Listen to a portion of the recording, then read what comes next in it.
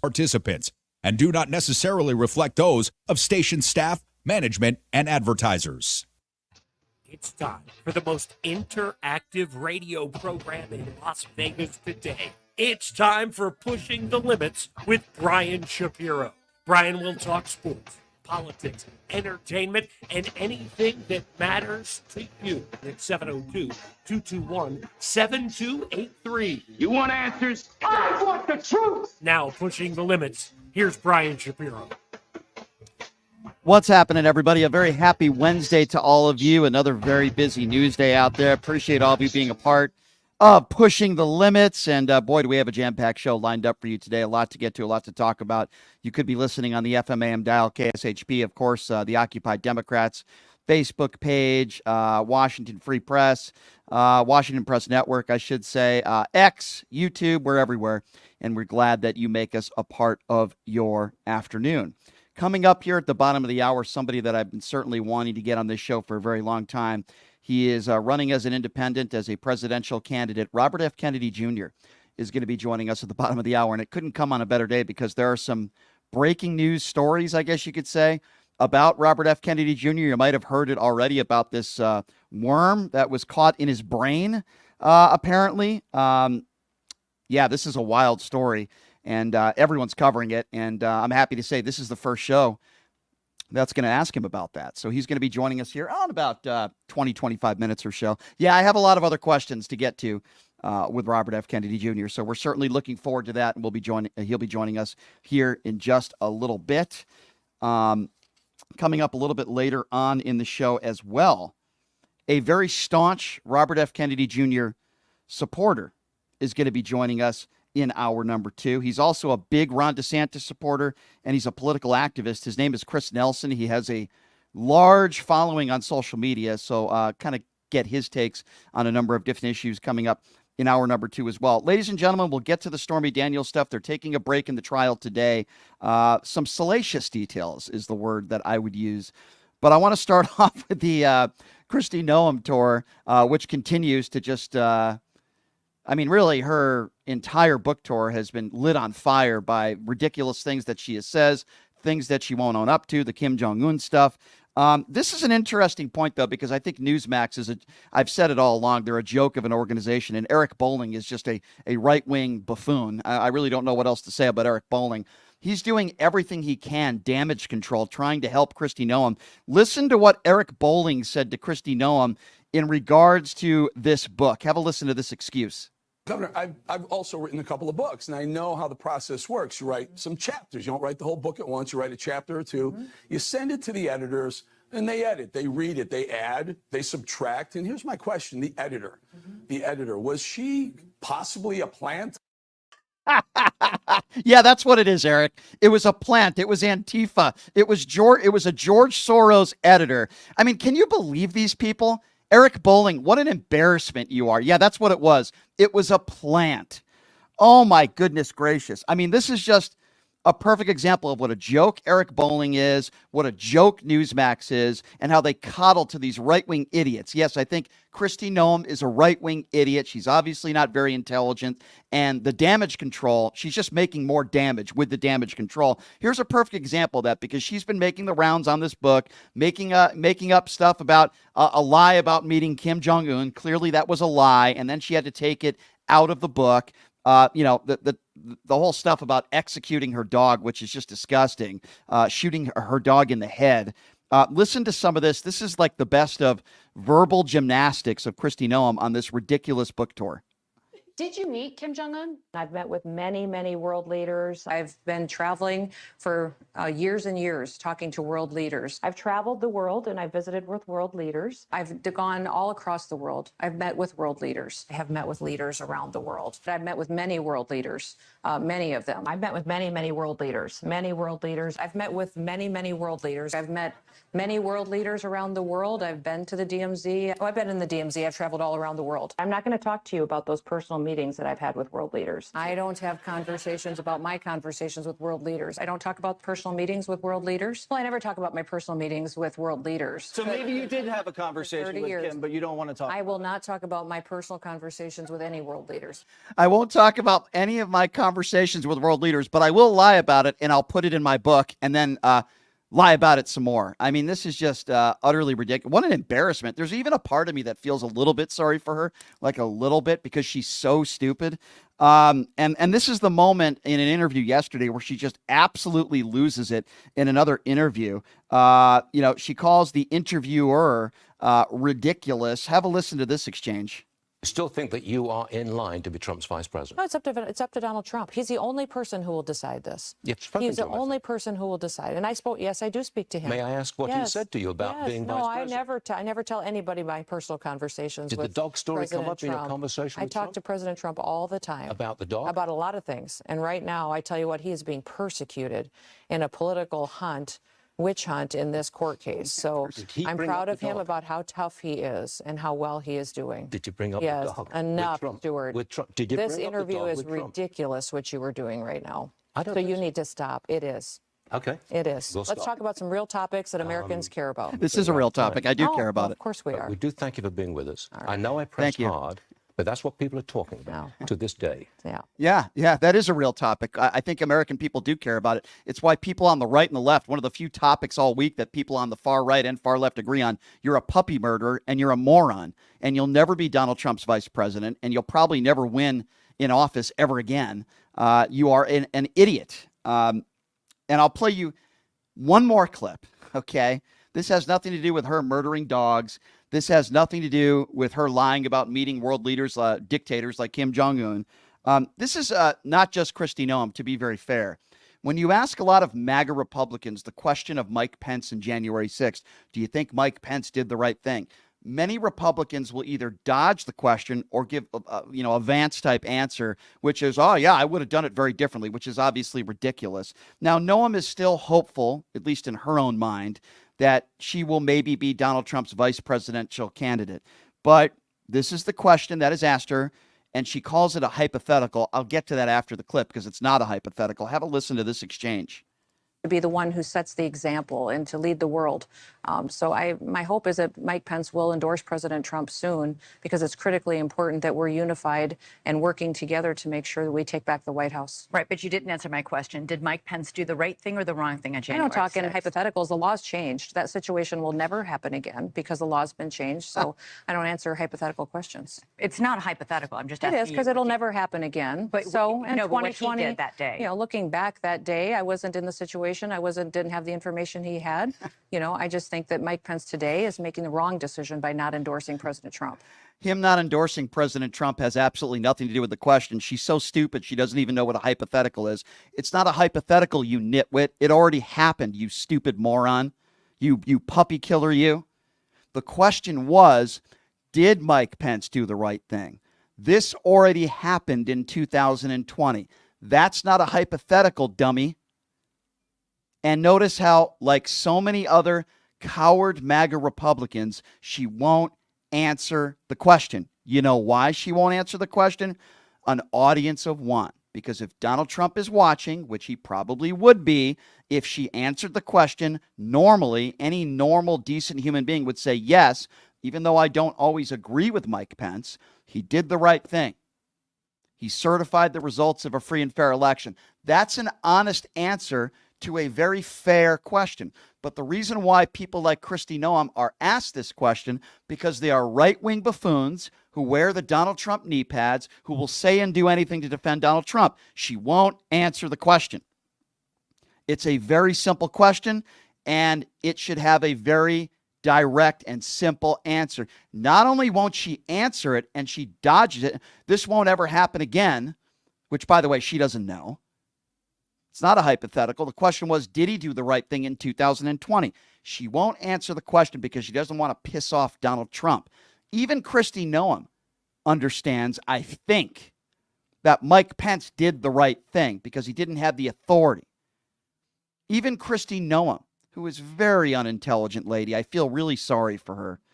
Even she probably knows, but she also knows she can't answer the question in an honest fashion because Donald Trump, the orange man, won't like it. It's so spineless, these Republicans. It's so pathetic. I can't believe that there are still people out there that believe Mike Pence didn't do the right thing. Those people are either lying or they're very stupid people, because not only did he not have authority, but there was no evidence of widespread voter fraud that the elections couldn't be certified. It's so ridiculous that journalists and good journalists even have to ask that kind of question. Listen, Kristi Noem, again, another deplorable embarrassment to this country. God bless those people where she governs. God bless them. I mean, she is a complete and utter embarrassment. And she wants to, you can attack Mike Pence on a lot of different things. You're going to attack him because he's not endorsing Donald Trump. What about all the people that have worked in Donald Trump's administration? All the generals, Barr, all the people underneath him that have said he's unfit for office, that have worked with him. Are they making a mistake as well?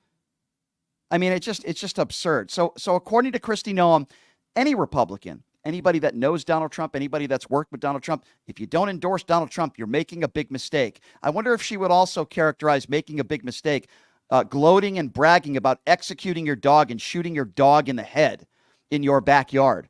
I wonder if she would also consider it a mistake, lying about meeting with Kim Jong-un, putting it in your book, actually voicing it, didn't take it out until she got caught in a lie. I wonder if she would characterize that as a mistake as she would Mike Pence not endorsing Donald Trump. By the way, the people that were chanting on January 6th, hang Mike Pence, with Donald Trump with a smile on his face and his fat ass in the Oval Office for 4.5 hours doing absolutely nothing. But Mike, let's just forget about that. Will you please endorse Donald Trump because he's got an R next to his name? It's so ridiculous. These people have no credibility, and it's so embarrassing, and it's so pathetic. Even Republicans agree with me on this one, that Kristi Noem has no business in politics.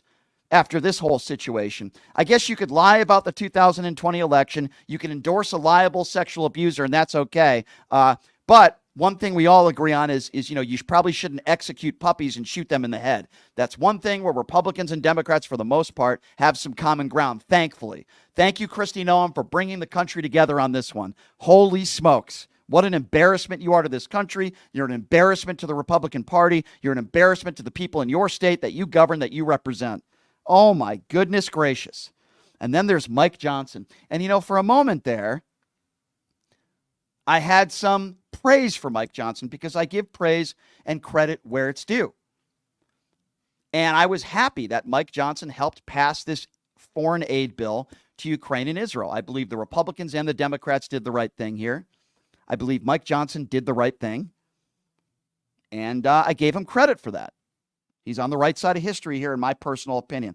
But I want you to listen to what Mike Johnson said yesterday in regards to the Stormy Daniels hush money case and all the other cases, by the way. Have a listen to Mike Johnson. This is the House Speaker on the GOP. Have a listen to this. President Trump has done nothing wrong here, and he continues to be the target of endless lawfare.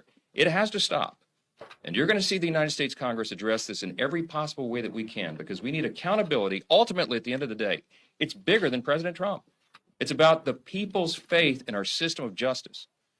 And we're going to get down to the bottom of it. All these cases need to be dropped because they are a threat to our entire system. All these cases need to be dropped. He did, quote, nothing wrong.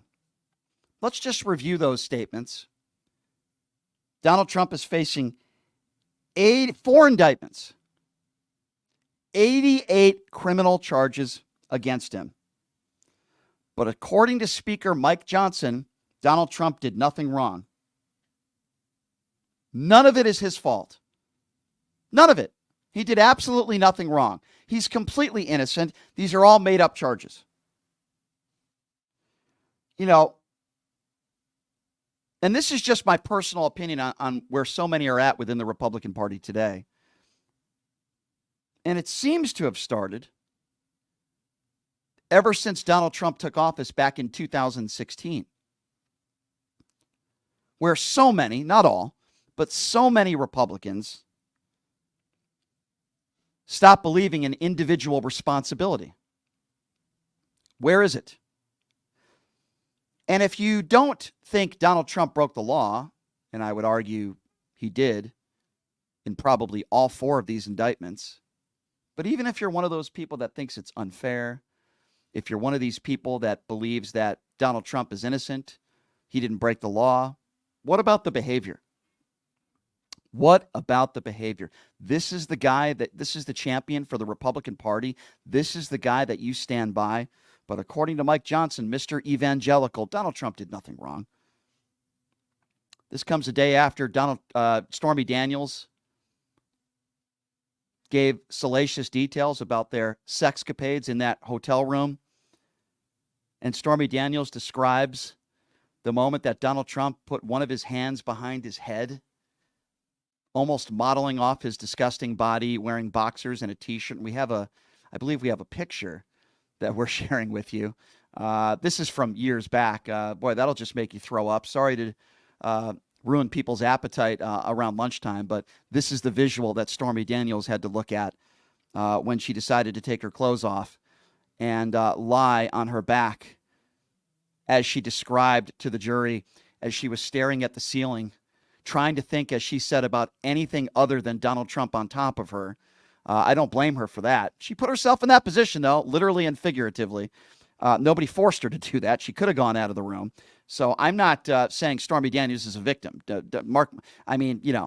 She put herself in that spot. But just imagine that visual, folks. And we're showing that lovely, sexy picture of Donald Trump wearing white.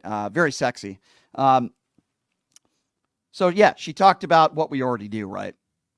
And I know this has nothing to do with the criminality of the case. I get that. But we've already learned that Donald Trump did not wear a condom, that she was in the missionary position, she said on the stand. This is really strange. He called her honey bunch. How freakish is that? That's really weird. She talked about that.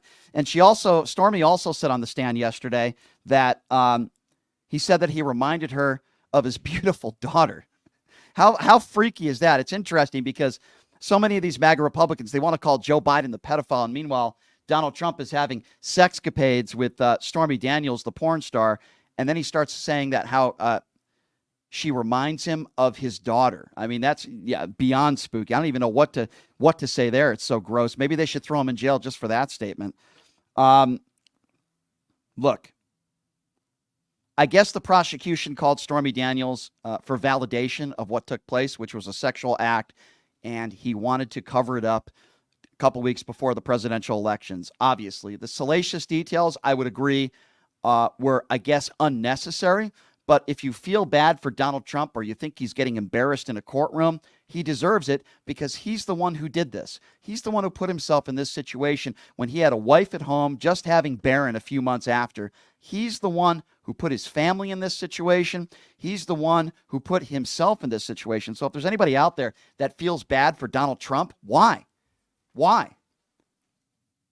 And this is before even Michael Cohen takes the stand. Stormy Daniels' testimony isn't over yet.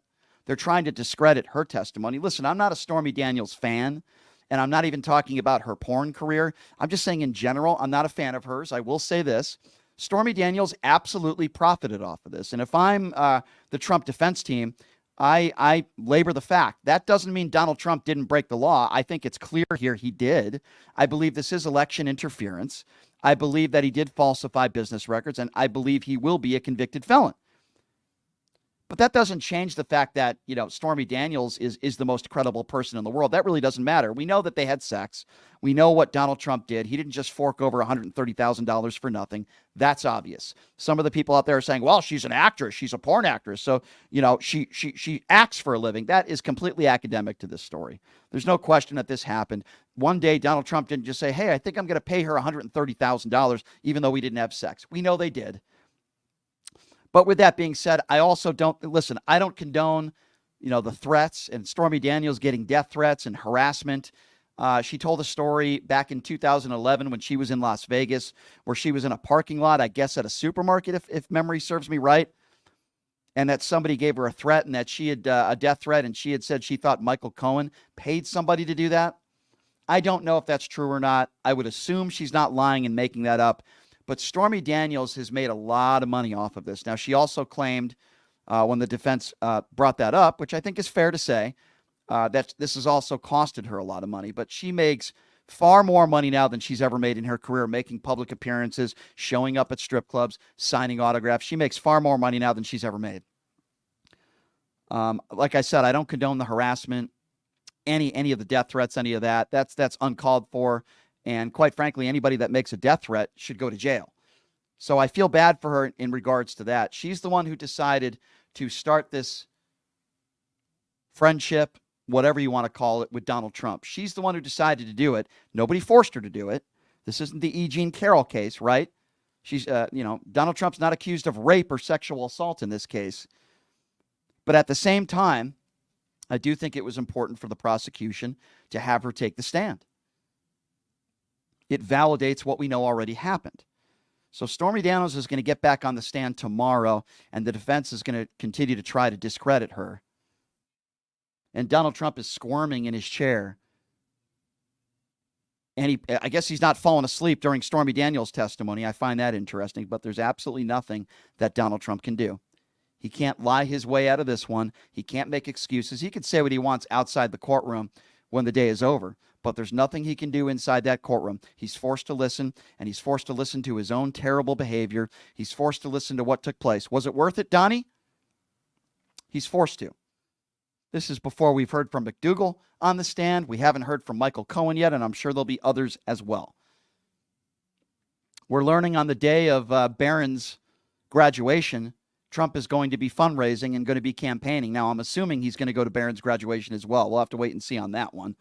I also find it interesting that Stormy Daniels said that Donald Trump really didn't mention his wife at all, Melania, and the only time that he mentioned his wife, is he told Stormy Daniels in that room right before they had sex that he doesn't sleep in the same room with his wife. I would imagine that's probably still the case now, and it's probably been the case for the last 20 years, I would imagine. But again, if you don't think that these charges are credible, if you think this is all politically motivated, if you think all 4 indictments are all politics and politically motivated, all that matters is what the jury thinks. We could all have our opinions, and I have mine. I do think Donald Trump is going to be a convicted felon. I've been pretty fair, and I've been pretty honest on it. I do think Donald Trump is going to be found guilty. I think he's going to be a convicted felon in every single one of these 4 cases. But if you're one of those people, and I would imagine there are many of you out there that think it's a 2-tier justice system, that it's Joe Biden that did this, it's George Soros, doesn't matter. All that matters is what the jury says. Is the jury found guilty? Is the jury going to be is the jury going to find Donald Trump guilty? I believe yes. We will have to wait and see. And really, that's all that matters. So we're going to take a break. And when we come back, happy to say he's running for president of the United States. Robert F. Kennedy Jr. is going to be joining us on the show live. There's a lot of questions that I'm going to be getting to with him, including a national story that has come out earlier today that a worm apparently somehow got into Robert F. Kennedy Jr.'s brain over 10 years ago. And he suffered some memory loss and mental fog. I'll definitely ask him about that because I think the voters deserve to know. And I don't think he'll have a problem in answering that. So I'll definitely ask him that and many other questions to get to with him. I also ask that you subscribe to my YouTube page, which is at PTL Radio Show. Again, the YouTube page is at PTL Radio Show, where you would subscribe. And, of course, you can find me on all forms of social media, my website, which is a PTL Radio, TikTok, Twitch. We're everywhere, on X as well, at PTL Radio Show. And there you go. Robert F. Kennedy Jr. is going to be joining us next. So we will take a quick break, and we will be back with presidential candidate Robert F. Kennedy Jr. right after this. You're listening to Pushing the Limits right here on KSHP. My name is Hunter Kane, and I'm talking with you for a call to action for our veterans in Clark County. Who is Hunter Kane? Well, I'm a decorated combat veteran community leader, and candidate for Clark County Commission. Do you know no veteran has served on the commission in nearly 30 years, which is why our veteran homelessness, unemployment, and suicide rates are out of control. So here's the call to action. June 11th, vote veteran, vote Kane for Clark County. Let's rally behind someone who's been in the trenches, who knows the sacrifices, and who's committed to making a real difference. Join the campaign by searching Elect Hunter Kane on social media, or go to www.electhunterkane.com.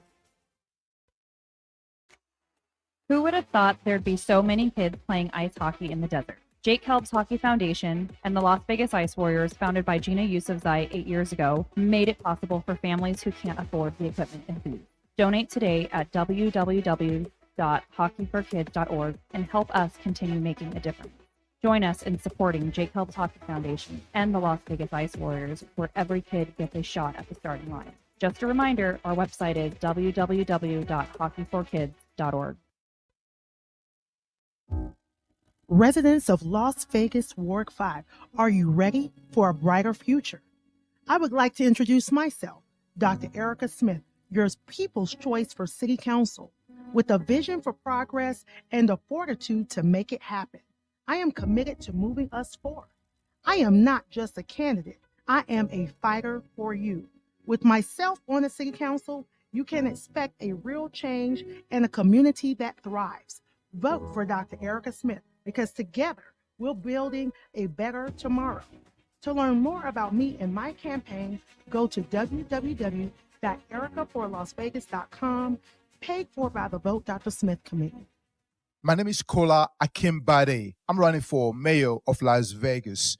As mayor, we will offset the off-season by diversifying our economy, bringing technology, high-paying jobs, and strengthening our entertainment industry.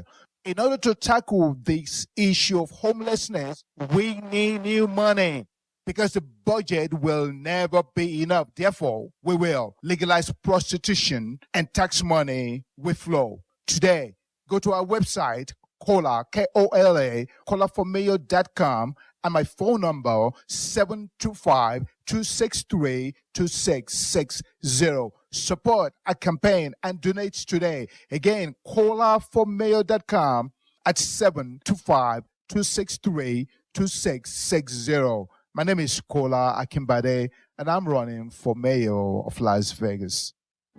Voters want safe gun reform, ban military assault weapons, including AR-15s, have universal background checks, and red flag laws.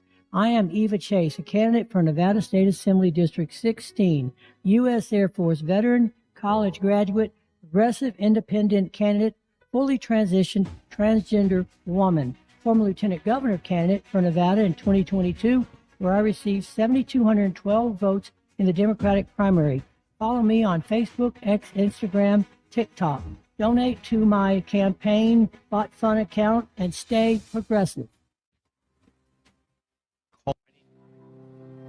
Did you know that 99% of air conditioning issues start with airflow issues? Well, guess what? Pioneer Air has your back. They've been operating for 20 years in the industry within the Las Vegas area, large enough to handle all your air conditioning and heating needs, but small enough to know your first name. Pioneer Air focuses on preventative care, much like wellness checks for humans. They believe in wellness checks for air conditioning and heating systems to extend the life of the system you own. So what are you waiting for? Schedule your wellness check with Pioneer Air today. The number to call is 702-831-4840. Here's the best news. Mention this ad and you'll receive 10% off. Call Pioneer Air today. 702-831-4840. That number again, 702-831-4840. Hey everybody, are you struggling to find a pizza place that reminds you of Brooklyn? That true blue New York style pie? Well, worry no more. Stallone's Italian Eatery Pizza is a knockout. We're located at 467 East Silverado Ranch Boulevard, just off of Premium Road, half a mile east of South Point Casino, just minutes from the Las Vegas Strip. Come by and grab a slice of pie. Plus, check out our Brooklyn-inspired Italian cuisine. Our sandwiches are super. Hero, that is. Because why be a sub when you can be a hero? Stallone's Italian Eatery is here to serve you phenomenal food, Vegas. Forget about it.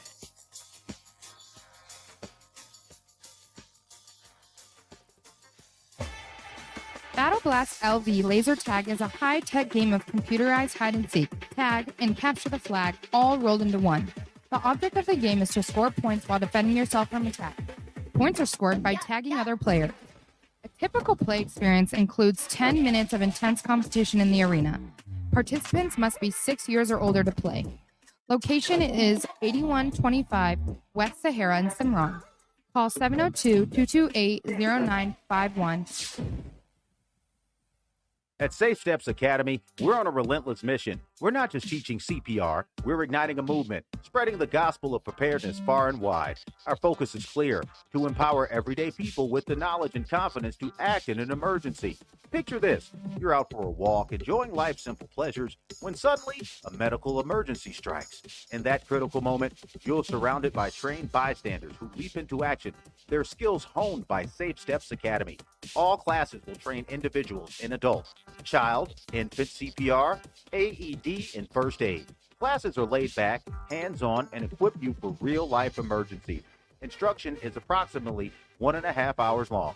Located at 4079 North Rancho in Alexander, behind Timbers Bar. Contact Michelle for an appointment at 702-583-5838 or go to SafeStepAcademy.com. From Saturday Night Live, TV's Just Shoot Me, Tommy Boy and more. It's comedy great David Spade, live at the Venetian, Friday, July 19th, with special guest Nikki Glazer, one of the funniest female voices in comedy. It's David Spade and Nikki Glazer, live at the Venetian, Friday, July 19th. For tickets and information, call 702-221-1200, 702-221-1200. Dream vacation for a week. Over 1,500 sold. A $3,700 value, good for a 7-night, 8-day vacation stay at the resort of your choice. DreamVacationWeek.com. Enjoy the ease of booking your vacation with these prepaid discounted gift cards. You are only responsible for the taxes and occupancy fees. For a studio, only $309 a week. One bedroom, $379. And for 2 or more bedrooms, only $409 a week. Destinations include Las Vegas, Orlando, Cape Cod, Hilton Head, Scottsdale, Arizona, Lake Tahoe, Park City, Utah, Breckenridge, and hundreds of international destinations in Asia, Europe, Latin America, and the Caribbean. Daily resort fees are required. Book now at DreamVacationWeek.com.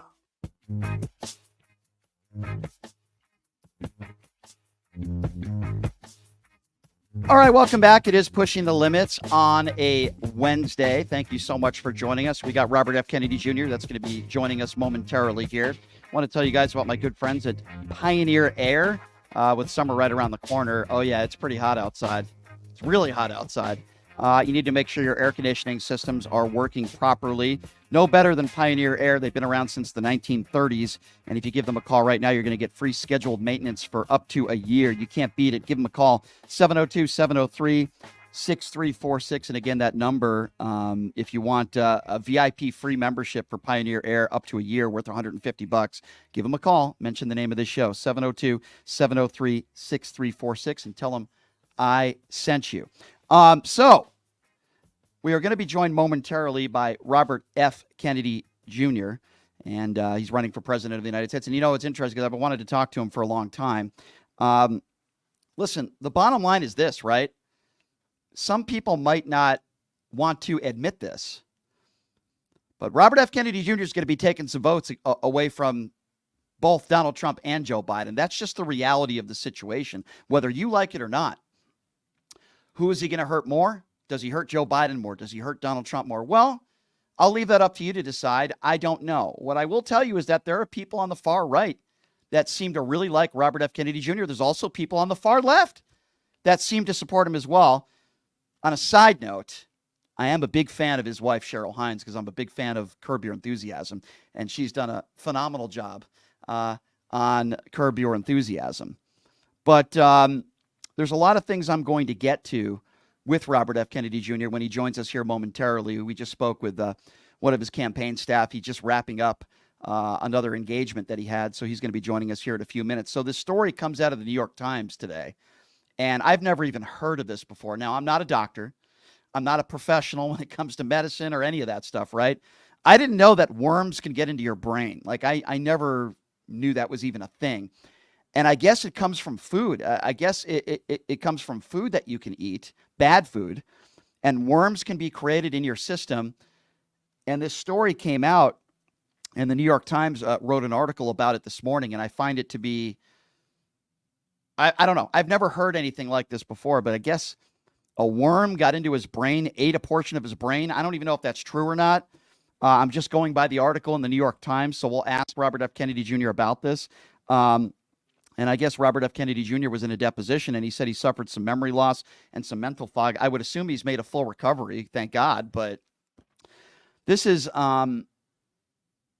this is a guy that's lived a very interesting life. I'll definitely say that. I might not always agree with him on everything. But you want to talk about tragedy in his family. We all know what happened to John F. Kennedy. We all know what happened to Robert Kennedy. It's just horrible and it's tragic.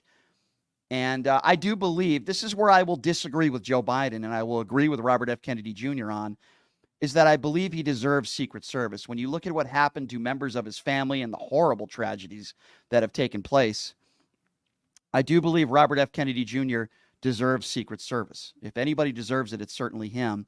So I will disagree with Joe Biden on that one for sure. But we're going to get into a lot of different things. He did say that his thoughts on how he believes Joe Biden is a threat to our democracy, and he believes that, Joe Biden has censored him. We're certainly going to get into that as well. I'm not a fan of Elon Musk, right, who owns X, formerly known as Twitter. I never have been a fan of Elon Musk. However, let's be fair on this, and I'm going to try to be fair. It's a private business. Elon Musk, for the most part, can do whatever he wants to do. It's a private business. Same thing with YouTube. Same thing with Facebook. Yes, it's social media. Yes, we all enjoy using it. But, if you've been a user of Facebook like I have for decades, really, and they decide they don't want you on their platform, as long as it's not discrimination, if they don't want you on their platform, it's a private business. It's just like when you, in my opinion, when you walk into a shop, when you walk into a clothing store, whatever the store may be, and the owner of the store doesn't want you in there because he doesn't like the shirt you're wearing, then guess what? He doesn't have to serve you. He can, 86 you from the property. Why? Because it's private property, right? So freedom of speech pertains to the government, right? If you go on a public sidewalk and you want to put up a hateful sign, I wouldn't recommend you do that. But the government can't interfere. That's freedom of speech. They can't arrest you. The police can't come and arrest you. People can call the police on you, but the police can't do anything about it because that's your fundamental right. But when you're on private property or when you're using a social media platform that is private property, they do have the right to get you off their platform if they do and so please. Now, Elon Musk has decided to reinstate a lot of people that I don't think should be on social media, Fuentes being one of them. He's a hateful, Adolf Hitler-loving bigot, and I believe he's dangerous and he incites violence. But for whatever reason, Elon Musk allowed him to go and just reinstated his X account. I find that extremely troubling, but Elon Musk owns it. So he does have the right to do that. He hasn't broken the law. We can disagree with it until the cows come home. And obviously, Robert F. Kennedy Jr. disagrees. And I'll be honest with you, I watched a documentary last night. Some fans of Robert F. Kennedy Jr., as I was speaking to them on the phone yesterday, they recommended I watch this documentary called Meta. I watched it yesterday. I thought it was well done. I thought it was a good documentary. And if you're very pro Robert F. Kennedy Jr., you probably really enjoyed it, right? And I learned a little bit about Robert F. Kennedy Jr. I learned a little bit about some of the things he's done in his life and helping people. So I appreciate some of the things that Robert F. Kennedy Jr. has done, in his career. I also disagree with some of the things he's done and some of the things he has said. I've made this very clear. It's a very low bar. But I'm not embarrassed to say that if Joe Biden was out of the picture, which clearly he's not, he's the front runner, he's running for re-election. But if it was between Donald Trump and Robert F. Kennedy Jr., I would vote for Robert F. Kennedy Jr., but I would vote for almost anybody over Donald Trump. Now, I'm sure Robert F. Kennedy Jr. would disagree with me on this, and he's going to be joining us here in a few minutes. But I believe it's going to come down to Joe Biden or Donald Trump. And I'm not breaking any news here. Robert F. Kennedy Jr. is certainly making his mark. It appears as though he will probably be on every ballot in every state in the country, which is a huge victory for him. It's a huge victory. Now, how much of the vote will he take? I don't know. I've heard some people say 10%, 12%. I don't know the answer to that. Who does it hurt more? I think it hurts Donald Trump more, and I know there's a lot of people that would probably disagree with me on that. Now, he picked his vice presidential candidate several weeks back. She's a woman by the name of Nicole Shanahan, a wealthy woman, and by some an unknown figure, but we're certainly going to talk to him about that. And so I've been wanting to get this guy on the show for a very, very long time. I've been to some of his rallies here in Las Vegas, and I have talked to him briefly in person, but I've always wanted to get him on the show. He's running for president of the United States as an independent. And, of course, I'm talking about Robert F. Kennedy Jr., who joins us right now live on the show. Mr. Kennedy, thank you so much for being here, sir. How are you? Uh-oh. Do we have the audio there? Mr. Kennedy, can you hear me okay? All right, well, we'll have to get that audio straightened out because I don't think he can hear me yet. That straightened out, and then we'll go back to him in a few minutes. We're having some audio issues. Mr. Kennedy, can you hear me okay? All right. Well, we see him in the picture. I'm not sure if he can hear us okay. So we will get back to him in a little bit, Numchuck, and let me know what's going on with our audio issues. And we will get right back to him once we figure that out. He's going to be joining us momentarily. He's running for president of the United States, Robert F. Kennedy Jr., joining us on the show. And we'll get that taken care of. We'll get right back to him in a few moments. As I mentioned, some would say it's a race between two. Well, it's a race between three. Robert F. Kennedy Jr. is certainly in the mix. He's probably going to be on every ballot across the country. And he's standing by. And would you like to take a break, Justin, and then we can figure out the issues? Or okay, something on their end that hopefully they'll get attended to. And then we'll get back to him momentarily here once we can hear him and he can hear us okay, and we'll get right down to it. Okay, I think we got him right now. Joining us right now on the show, he's running for president of the United States as an independent, Robert F. Kennedy Jr. Mr. Kennedy, can you hear me okay? I can hear you. Great. We can hear you loud and clear as well. First of all, thank you so much for taking the time to join us, Mr. Kennedy. We know how busy you are, and we really appreciate you taking the opportunity. So I got to ask you this first question right off the bat. As you know, it's a national story. It came out today in the New York Times about this worm that somehow got into your brain. It's a wild story. It's kind of scary, right? Can you tell us how this happened and what you had to go through? Yeah, in 2010, I was having brain fog and I was having trouble with word retrieval and short-term memory. And a friend of mine, I was trying to figure out what it was. A friend of mine told me I should get a brain scan, and he arranged for me to do it. And I went and got it. When I got a CAT scan, they found a black spot in my brain. And the doctors immediately said, that's a tumor. My uncle, Ted Kennedy, had just died of a glioblastoma. So, and he had been the chair, Brian, of the Health Committee for 50 years in the United States Senate. So we had access to these incredible battery of really great doctors. And they were all on speed dial, all the best cancer doctors, brain tumor doctors in the world. So we sent my films out to all of them. And they all said, yeah, it's a tumor and you got to have it removed. So I was scheduled to go down, I think it was on a Tuesday, to get my brain cut open and this tumor removed. Wow. At Duke in North Carolina.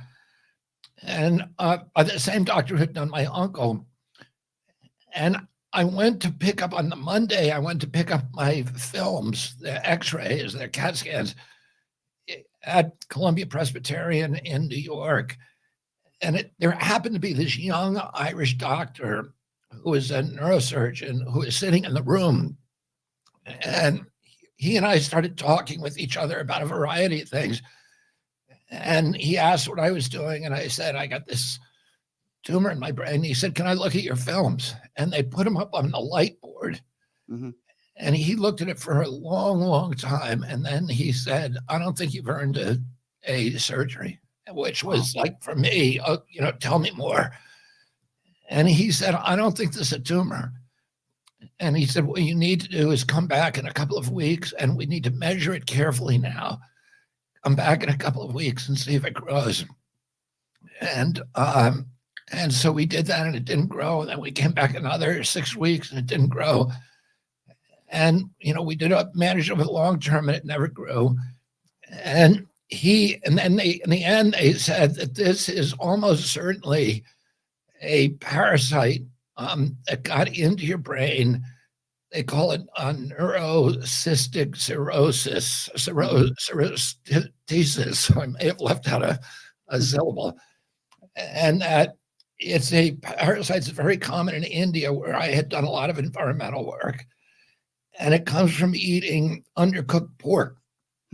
As it turned out, I ended up doing a lot of litigation in Iowa and North Carolina against these big factory farms. Yeah. Hog farms. And as it turns out, this is a fairly common, I wouldn't say common, but it's known, with some frequency among farmers who work in that industry. And Mr. Kennedy, you suffered from, is this true? You suffered from back then, this was over 10 years ago, memory loss and mental fog. Have you made a full recovery? Yeah. What happened is, at the same time, I was having my mercury tested. I was getting all kinds of tests, and my mercury test came back sky high. So 10 times what, the EPA levels were for blood mercury, I think it was. But they were very, very, they were over 10 times what anybody considered safe. Right. And I had that chelated out, and all of that brain fog went away. So you've made a full recovery. Is that fair to say? Yeah. How's your, I'm very happy to hear that, by the way, Mr. Kennedy. So how's your health these days? Obviously, you're running for president of the United States. The American people want to know, how are you doing today? Any health issues? How are you feeling? No, I don't. I mean, my one health issue I have is my voice. Right. I have a disease that I got when I was 42 called spasmodic dystonia. It was a neurological injury. And it makes my voice tremble like this. But, I'm doing these vocal exercises, and when I do them, my voice gets better. So I'm going to try to be more religious about doing them. Good, good. Well, we're happy you made a full recovery from that. That was a really scary story I heard this morning. Okay, so I want to ask you about another story that came out today, and I want to get your thoughts on this. Your campaign hired a guy by the name of Zach Henry, his firm. This is a guy who said, quote, "No MAGA insurrection, just more Democrat misdirection about January 6th. He embraced conspiracy theories about Antifa." Now, I know you get frustrated when people label you a conspiracy theorist. So my question to you is, why would you hire somebody, or why would your people hire somebody in your campaign who has spread conspiracy theories about January 6th? Oh, I haven't read this story, but I think that is one of the firms. I think we have 500 firms working for us in ballot access. Oh, these are independent contractors, and we hire them for a job. We don't interview them about their political viewpoints, and their political viewpoints don't infiltrate our campaign. They're not in on strategy meetings. They're not in on, they don't help us. They don't advise us on issues at all. And there are a lot of them. So I'm sure you'll get a wide range of all kinds of opinions in that group. Understood. But for the record, you don't believe that, right? You don't believe Antifa was behind January 6th, or as Vivek Ramaswamy said, was an inside job. You've never said that, right? You don't believe that. I've never said that. Okay, fair enough. I want to talk to you a little bit about an interview you did where you had made the case that Joe Biden perhaps is a bigger threat to our democracy than Donald Trump. And you know what took place on January 6th. You know Donald Trump has talked about ripping up parts of the Constitution. He still lies, by the way, as you know, about the 2020 election. I know you have issues with Joe Biden as well about censorship. I've heard you talk about that. But do you still believe that? Can you understand why some people that raise some eyebrows? Because a lot of people like myself feel Donald Trump is far more of a threat to our democracy than any Democrat in office today. Yeah, I didn't say who's a greater threat to democracy between President Trump and President Biden. I wish those weren't the choices. What I said is that I could make that argument. And if you want to hear me make that argument, I will. But basically it's that President Biden has done something that no other president in history has done, which is to actively censor free speech using the White House to pressure media companies and to essentially bribe media companies and blackmail them into censoring political opponents and censoring policy opponents. So to me, it seems obvious that that is the worst kind of threat that you can make to the Constitution. This is one of the things, you can also say that President Biden has done more to weaponize federal agencies and to politicize federal agencies, which is also a big affront to democracy. And I see it in my own life. I don't want to personalize this because this is not personal, but his decision to deny me Secret Service protection. I spoke about that. This is my issues are minor, so I don't want to personalize it. But there's other, if you look at the Twitter files, the administration gave portals to the FBI, to the CIA, to NIH, to CISA, to the IRS, to all of these other federal agencies to go into people's posts on social media and alter them to censor people. And this is something that if liberals like myself, or the media, which is supposed to be the guardians of the First Amendment, if they do not understand how dangerous that is, then it's, that's the problem, is the media is not calling it. And that's the other problem why you can make the case that he's more dangerous is because the media is okay with anything he does. And that is what's dangerous, because you can say, their attitude may be, well, Joe Biden, he's such a kind old man. He's never going to abuse that power. But once he takes that power, he set a precedent where every president after him can do the same thing. I would say if you watch right-wing media like Fox News, Newsmax, or OAN, they blame Joe Biden for everything. But let me play devil's advocate with you. First of all, I'm on your side when it comes to Secret Service. When I talk about what happened to members of your family, it's Brian, why aren't you on my side when it comes to freedom of speech? I'll get good question, Mr. Kennedy, and I'll give you the answer. I think it's freedom of speech pertaining to the government when you're on a public sidewalk. We're talking about private companies. I didn't hear what you said. What did you say? Sure. When we're talking about freedom of speech, we're talking about a public sidewalk. You're in public. Social media companies are private entities. And while I disagree with Elon Musk on a number of different issues, he owns X. These are private entities. So let me ask you a question. Wait a minute. Let me push back on that because, if you are a private, like traditionally, you owned a printing press, you could print anything you wanted. Or you could choose to not print something. So you could, if I sent an op-ed into the New York Times, it's up to them whether they print it or not. If they don't print it, I can't say, oh, they censored me. Right. So because it's a private company. But what the framers of the Constitution were worried about was if government started telling those people what they could and could not print. And then the First Amendment is implicated. And that's exactly what happened in these cases. Understood. But Mr. Kennedy was coming in and threatening them with destruction. I understand we are going to destroy you if you do not censor our political opponents. That's public. That is exactly the scenario that the framers of the Constitution were frightened of when they drafted the First Amendment. And Hamilton, Madison, and Adams said, we put freedom of expression in the First Amendment because all the other amendments, all the other rights are dependent on it. If a government has the capacity to silence its critics, it has a license for every kind. All right, well, let me ask you a question, though. Where do you draw the line? Should you be allowed to incite violence? Should you be allowed to put out medical misinformation? For example, if somebody with a huge platform puts out something that is clearly medical misinformation, forget about the vaccines. Insulin is killing diabetics, let's just say. Shouldn't there be a line that should be drawn? There's certain things you would agree with me that you shouldn't be allowed to say anywhere that could incite violence or medical misinformation that can hurt or kill people. Would you agree with me there? Absolutely not. Absolutely not. There are plenty of safeguards against that kind of information. But the government should not be telling. There are forms of speech, Brian, that are not protected by the First Amendment. And one of those is inciting violence. If somebody's inciting violence, then that's not protected speech, and the government has the ability to come in and say that's not protected speech. We're going to censor it. other issues like, soliciting pedophilia or something like that are not protected.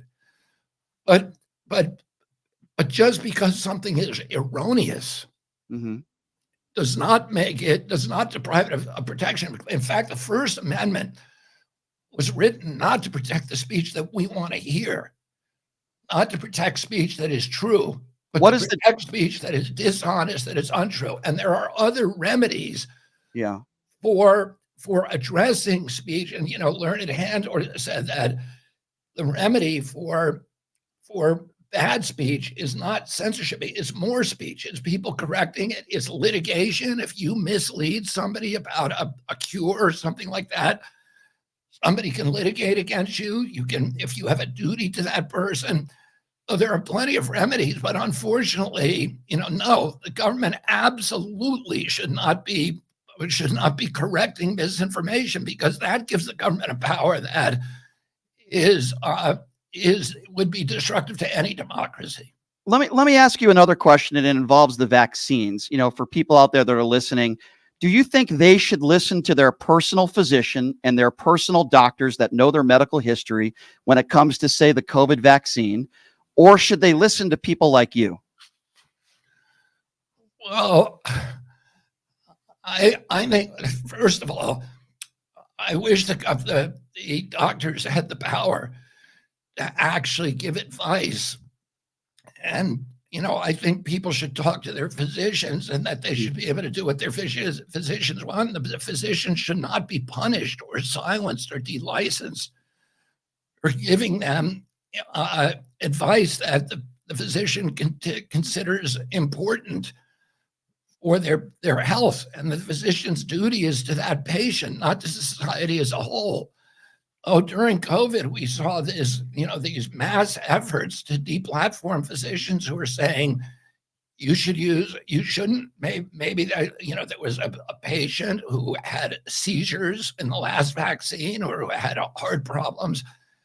Physicians should feel comfortable giving good advice to that patient. And that, unfortunately, those traditional rights of physicians were abandoned during COVID. But, I don't give people personal advice about whether to take a vaccine or not. If people want a vaccine, they should be able to get it. What I've said is we should have informed choice, which means there are people who are injured by every vaccine. Sure. They're unavoidably unsafe, according to the Supreme Court, and that we should do everything we can to make sure to protect the people who are getting injured, whether it's a rare group or if it's a large group. We should have good science. Everybody should be informed about the benefits and the costs, and people should be able to make up their own mind, and it shouldn't be mandated by government. Let me give you an example. Okay. Right now, CDC is recommending that every American get a 9th COVID vaccine. There's over 90% of the population is refusing it. Should CDC have the power to come in and tell you, Brian, you can't go to work, you can't have a job, you can't travel, you can't enter a building? I'll answer that. If you don't comply with what we tell you to do. I'll answer that. First of all, I've never thought that the vaccine should have been mandated, so we probably agree on that. But here's something else I'll say that you might disagree with. I believe we should be getting our information from medical professionals and not somebody like Rand Paul, who's an eye doctor. Actual infectious disease experts and people that know our medical history and can make a decision with us. I'm not saying anybody should be forced to take it. That's all I'm saying. And I hear a lot of people, particularly those that are on the far right, that have zero medical experience with large platforms that are calling the vaccines poison. And I find that to be dangerous. Surely you wouldn't agree with that. Or would you? No, I mean, what I would say is that, first of all, I don't necessarily agree with you that there are a class of, bureaucratic experts out there who we should be trusting. I don't believe we should be trusting CDC, for example. CDC. How about our own personal physicians that know our medical history? Well, I would much be more likely to trust your physician, and particularly if the physician has the power, if the government's not pressuring that physician to under punishment of losing his license if he doesn't vaccinate, or the industry isn't, Blue Cross Blue Shield, giving economic incentives for interventions that may not be in your best interest. I would like to free the physicians of all of those conflicts and allow them to actually treat the patient. Right. I think that's fair. I just want to say this. Sure. I've been involved in over 500 lawsuits. Yes. Almost all of them involve scientific controversies. In every one of those lawsuits, there are doctors or experts on both sides saying two opposite things about the same issue. So, when I tried the Monsanto case, my wife, Cheryl, came to watch the trial for a couple of days, and Monsanto, she came in when Monsanto had experts from Yale, Harvard, and Stanford. She walked out at the end of the day and she said, "Why are you suing these people? They obviously that this product is safe," because they had said it. I said, "Just wait till tomorrow." So the next day, we had our experts from Harvard, Yale, and Stanford. Right. They said exactly the opposite. The jury believed us and gave us $2.2 billion. So, this idea that we should trust the experts that became a mantra in the liberal media during COVID is not a thing. It's not a feature of democracy or religion. It is a feature of totalitarianism, or it is not a feature of science or democracy. It is a feature of religion and totalitarianism. And we all in a democracy, part of our responsibility is to be skeptical toward any experts, to do our own research, to ask the right question of your physician, ask him if he's read the manufacturer's inserts, ask him what all of the side effects are, ask him whether your child's history will actually puts that child in danger of one of those, and what the chances are, what the risks and benefits of every medical product are. And that's what we should all know. Sure. A couple more quick questions for you, and then I know you got to run, Mr. Kennedy. We appreciate your time. Your kids did receive the vaccinations, correct?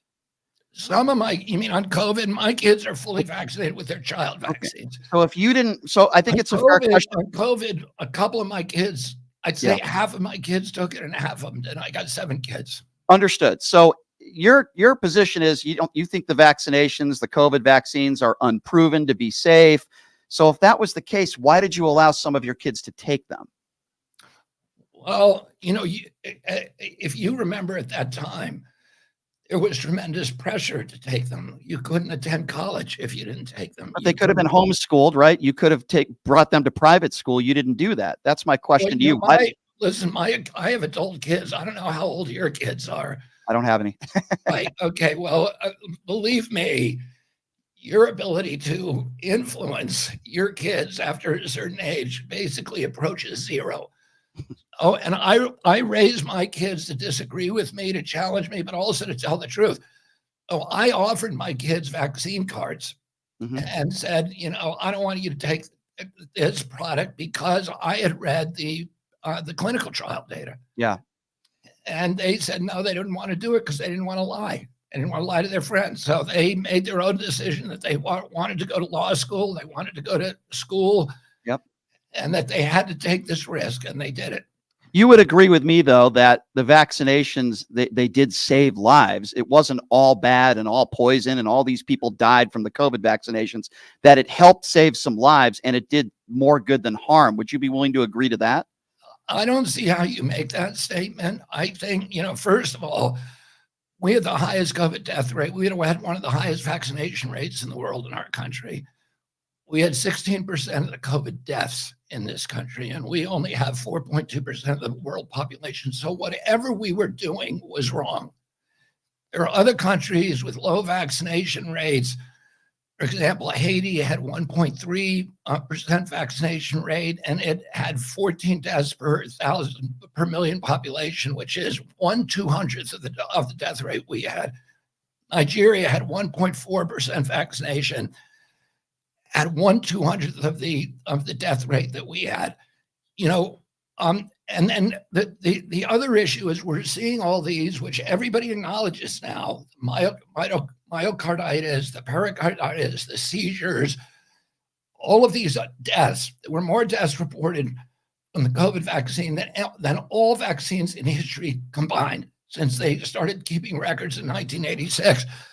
Oh, and the deaths were afflicting, Brian, young people, young athletic people. Where has that been proven, though? Let me just finish this. Okay. COVID was killing people during the first last 6 months of their lives. So it was mainly a disease of the aged. You're seeing the people who are injured by vaccines are much, much younger. And the problem is nobody can answer your question because of a deliberate confusion of data. That should have been the first thing during a pandemic. The first responsibility of the public health agency is to have good data and to allow access to that data and good analysis by doctors all over the world. I'll say one other thing. Mm-hmm. The only really good clinical trial data that we have are from Pfizer. And during the clinical trial, Pfizer gave the vaccine to 22,000 people, and there were 22,000 people in the placebo group. After 6 months, there were 2 COVID deaths in the placebo group and only 1 in the vaccine group. So Pfizer was able to say it's 100% effective because 2 is 100% of 1. But what they should have been telling us is that you need to give 22,000 vaccines in order to prevent 1 death. This is what their own studies show. And if you're going to give 22 vaccines to prevent 1 COVID death, you better make sure the vaccine is not killing anybody. Because if it is, you completely erase that advantage. But what they found in the study is that the death rate of all causes in the placebo group were 23% higher than the vaccine group. So they knew from the outset that there was a very good chance that this, and where were those, why were those extra people dying? Almost all of them from cardiac arrest. There were 5 cardiac arrests in the placebo group, in the vaccine group, and only 1 in the placebo group. Mm-hmm. So it appears that you're 5 times, if you take the vaccine, this is according to their data, you're 4 or 500% more likely to have a fatal cardiac arrest over the next 6 months than if you don't. I don't believe that those clinical trials were valid because they're much too small. They should have had 440,000, not 44,000 people. They should have been 10 times larger. But if you just want to base your opinion on what they say, you would never take it. Well, Mr. Kennedy, I'm being told that we need to wrap this interview up because you have others to attend to. But I want to. We didn't even get a chance to talk about your vice president, Nicole Shanahan. But maybe next time we could do that. I just want to say I do appreciate you taking the time. You always have a platform here. I'd love to have you back on, certainly before the elections in November. And I appreciate you being here, sir. And I'd love to do it again down the road if that's okay with you. Brian, I'd love to go on. I think we can. I think we focused today on some of the areas that we may have disagreements on, but I think that there's a lot larger landscapes that you and I may agree on. And I'd love to have I'm happy to get Nicole out of the way. Yeah, I'd love to do that. Yeah. I would love to have a longer kind of wide-ranging conversation about to learn your thoughts on these things and love to discuss war, discuss Gaza, discuss abortion. There's so many other issues, Mr. Kennedy, that I'd love to. And we probably agree on a lot more things, by the way, than we disagree on. Yeah. Yeah. And I just happen to bring up the things we might disagree on a little bit. But hey, when you come to Vegas, I would love to have you in studio. I'd love to do that with you. Maybe we can have a little bit more time because I think we could have a really good discussion, Mr. Kennedy. And I appreciate you. And I'm glad you're doing better after that health scare over 10 years ago. Glad we cleared that up and love to have you on again down the road, Mr. Kennedy. Thank you so much. Brian. Appreciate it. It was a joy. Thank you. Thank you. I enjoyed it as well, Mr. Kennedy. That's Robert F. Kennedy Jr., everybody. Appreciate him taking the time to join us. Listen, he's right on this. The stuff I brought up, we don't necessarily agree on all of it. But I probably agree with him on a lot of other issues. Abortion. I know we agree on abortion. I know we agree on a lot of other social issues. Equality, police brutality.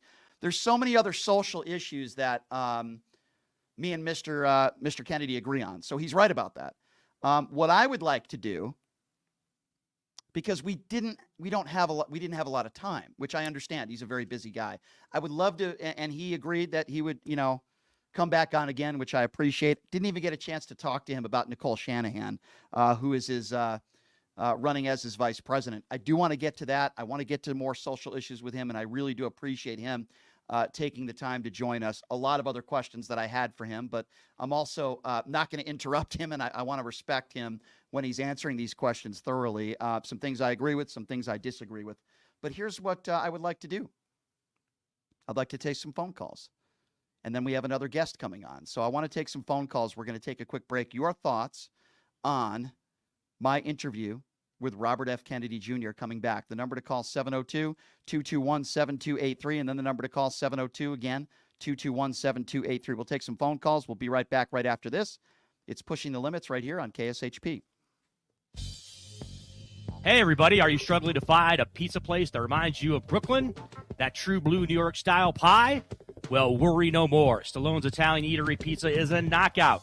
We're located at 467 East Silverado Ranch Boulevard, just off of Premier Road, half a mile east of South Point Casino, just minutes from the Las Vegas Strip. Come by and grab a slice of pie. Plus, check out our Brooklyn-inspired Italian cuisine. Our sandwiches are super. Hero, that is. Because why be a sub when you can be a hero? Stallone's Italian Eatery is here to serve you phenomenal food, Vegas. Forget about it.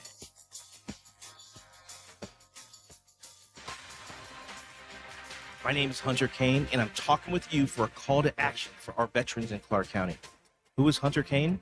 Well, I'm a decorated combat veteran, veteran community leader, and candidate for Clark County Commission. Do you know no veteran has served on the commission in nearly 30 years, which is why our veteran homelessness, unemployment, and suicide rates are out of control. So here's the call to action.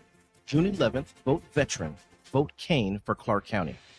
Let's rally behind someone who's been in the trenches, who knows the sacrifices, and who's committed to making a real difference. Join the campaign by searching Elect Hunter Kane on social media or go to www.electhunterkane.com. Residents of Las Vegas Ward 5, are you ready for a brighter future? I would like to introduce myself, Dr. Erica Smith, your people's choice for City Council, with a vision for progress and the fortitude to make it happen. I am committed to moving us forward. I am not just a candidate. I am a fighter for you. With myself on the City Council, you can expect a real change and a community that thrives. Vote for Dr. Erica Smith, because together we're building a better tomorrow.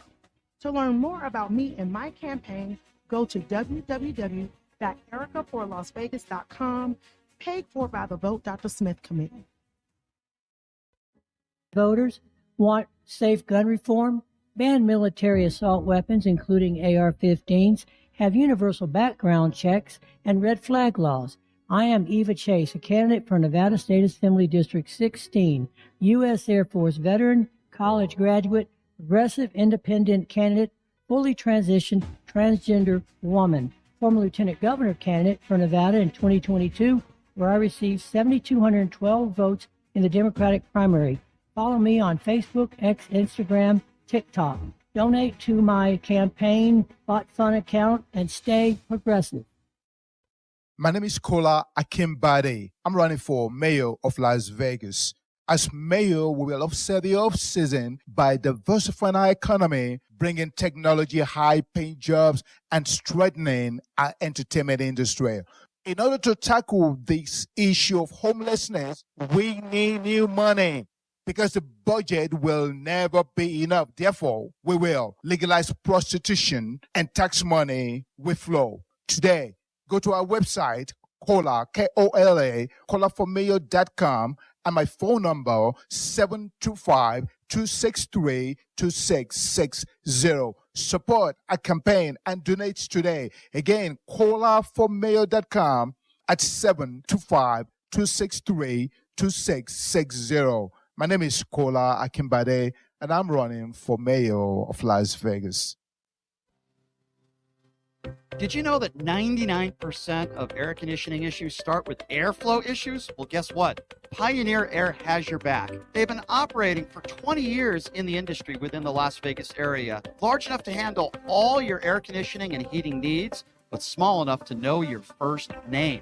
Pioneer Air focuses on preventative care, much like wellness checks for humans. They believe in wellness checks for air conditioning and heating systems to extend the life of the system you own. So what are you waiting for? Schedule your wellness check with Pioneer Air today. The number to call is 702-831-4840. Here's the best news. Mention this ad and you'll receive 10% off. Call Pioneer Air today. 702-831-4840. That number again, 702-831-4840.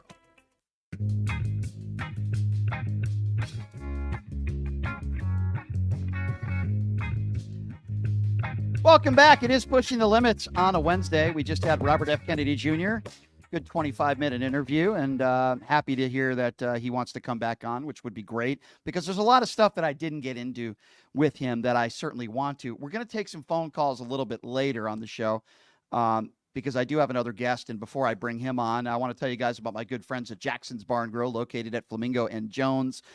They have so many great promotions, including showing a TAM card here in Las Vegas, which many people have any Tuesday. You get $50 in free slot play. It's great food, great atmosphere, and my favorite gaming bar. Please check them out, Jackson's Bar and Grill, located at Flamingo and Jones, and tell them that I sent you. All right, so I wanted to get somebody on this show that is an RFK Jr., a big RFK Jr. supporter. He also happens to be a big Ron DeSantis supporter, and he is a political activist out of Florida. His name is Chris Nelson, and he's nice enough to join us right now. Chris, I do appreciate you being here, sir. How are you? Yes, thanks for having me on, Brian, and it's nice. I'm here in my truck studio, but I was just listening to that interview with RFK Jr., and that was a fantastic interview. Thank you. I appreciate that. Great questions. Great answers. And I don't know about you, but I don't think any brain worm is affecting him today, because, boy, that man is sharp. So thank you for the compliment. I appreciate that. And I appreciate him coming on. There are some things that he has said that I disagree with, and not really to get into the vaccine talk with you, because that's not really why I wanted to have you on. But, you know, billions of people have taken the vaccines. It's overwhelmingly safe. It's not poison. I don't agree with anybody that is not a doctor or a medical expert preaching stuff about the vaccines. And I kind of alluded that with him. And I said, listen to your personal physician and your doctors. Don't listen to politicians. That's just my personal take. Do you agree or disagree with that? Well, you know, I'll push back a little bit on that. You know, AstraZeneca just pulled their vaccine because of side effects. There's also the myocarditis is coming out now as being an effect of it. If you follow Dr. Joe Latipo, who is a doctor who was in research at UCLA, I mean, this guy is a guy that knows this stuff, and that's what he dedicated his life to. So I think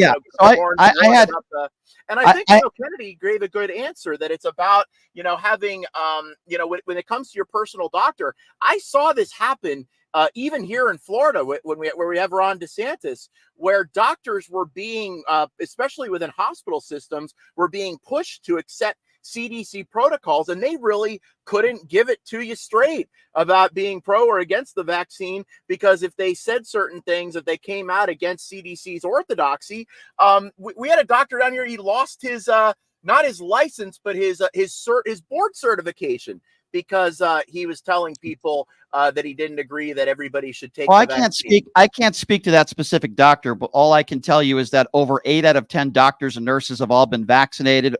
Most of infectious disease experts, the overwhelming majority of them, believe that overwhelmingly that the vaccinations are safe. And when it comes to myocarditis, and I was going to say this to Mr. Kennedy, you can't prove that it was from the vaccination unless there's a proper autopsy, unless you know that person's personal medical history, unless it says it on the death certificate. We can't automatically assume that just because somebody died, it must have been from the vaccinations. And I had Dr. Peter McCullough on, and I gave him the exact, same type.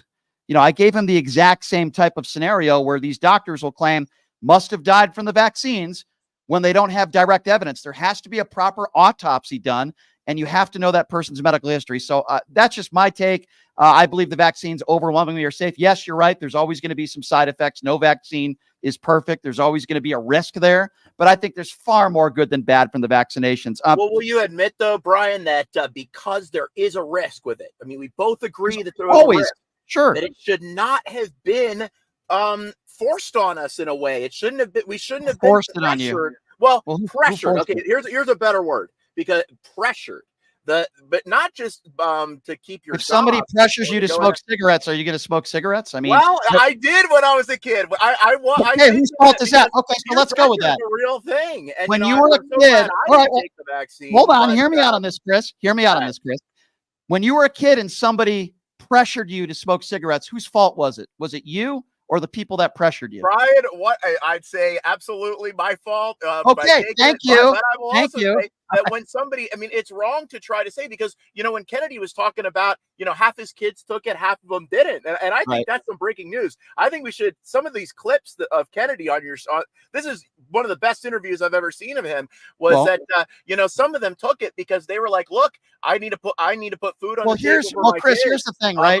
Can we agree that you shouldn't force somebody to take something that has that kind of risk to keep their job? Can you agree that's not right? I have said since day one that the vaccine should never have been mandated. I said that in my interview with Mr. Kennedy. With that being said, I don't like getting my medical information from people that are not infectious disease experts or Alex Jones types of people.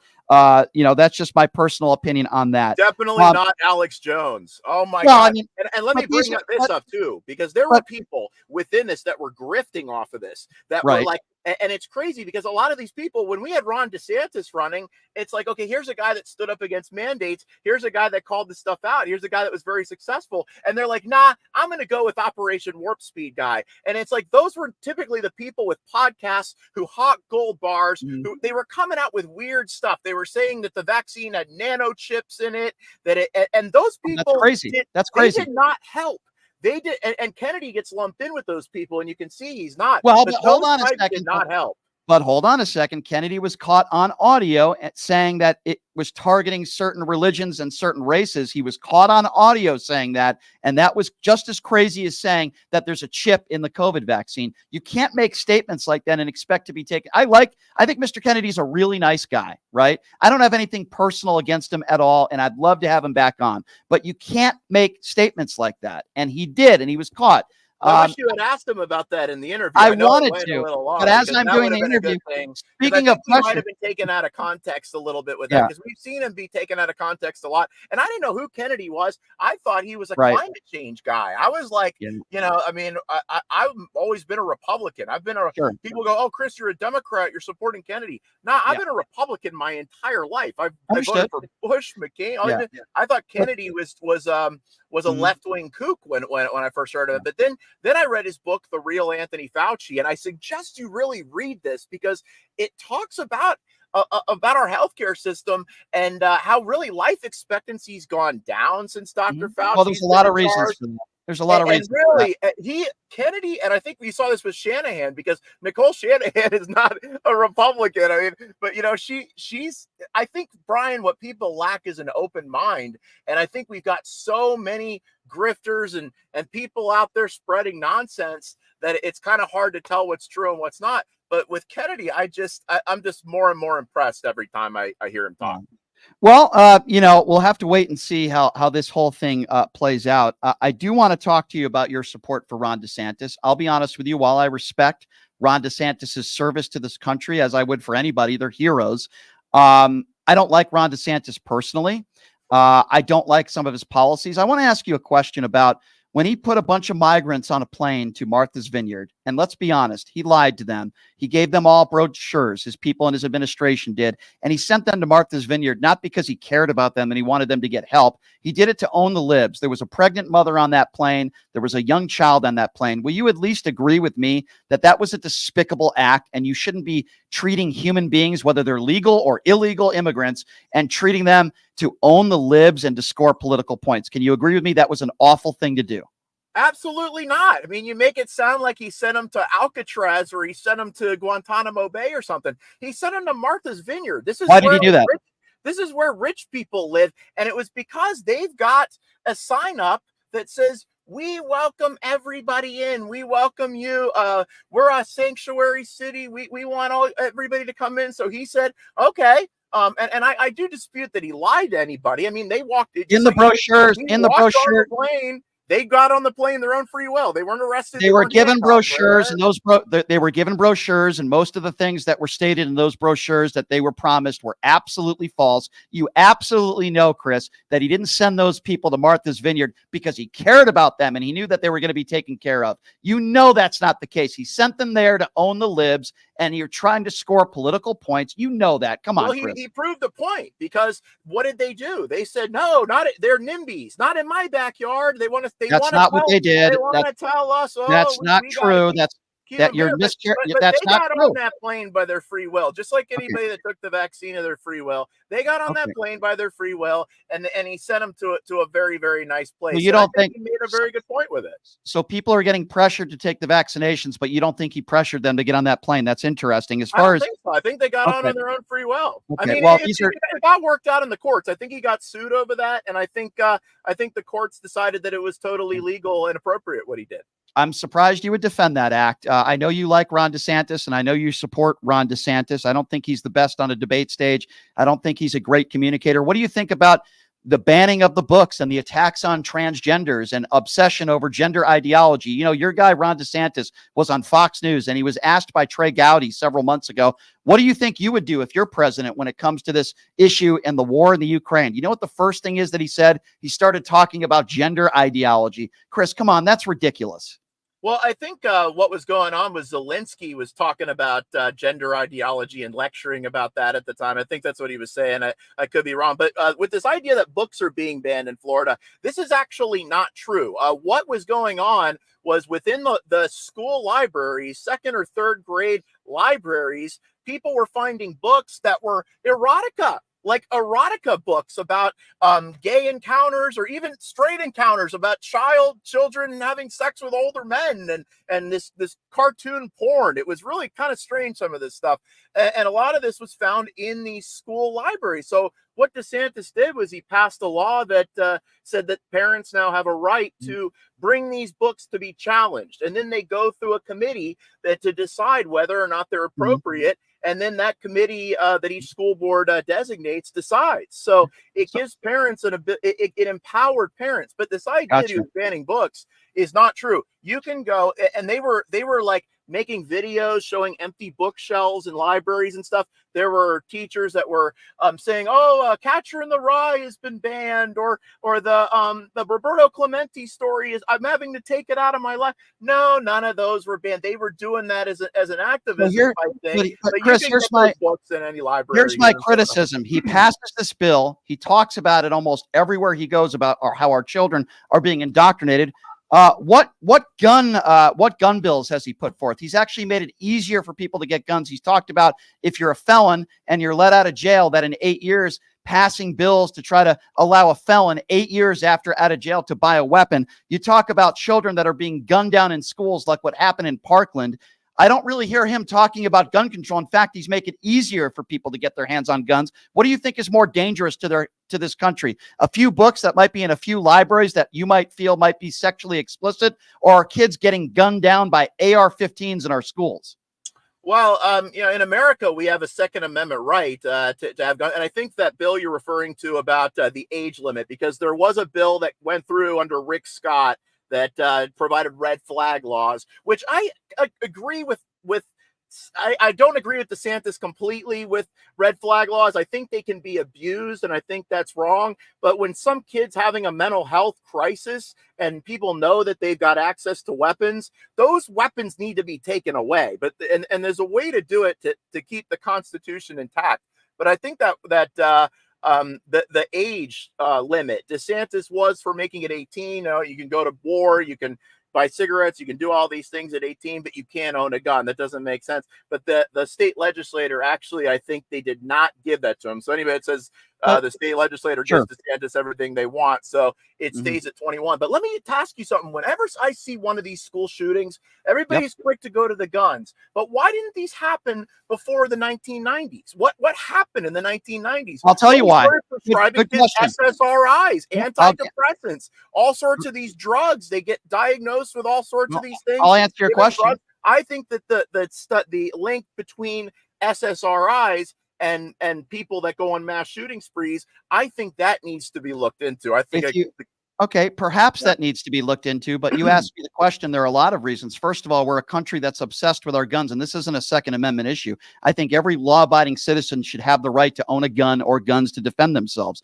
But we have 140 guns per 100 people in this country. That wasn't the case in the 1980s. Explain to me why we need assault weapons. Explain to me why we need the weapons sold to the public, like the weapons that were used on October 1. By the way, wasn't a kid on antidepressants. Clearly, you're a mentally deranged person if you're willing to kill innocent people. I think we could all agree on that.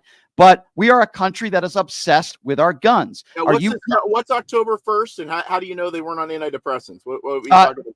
So I almost used the term gentleman. The animal that killed up to, I believe it was 60 or 61 people.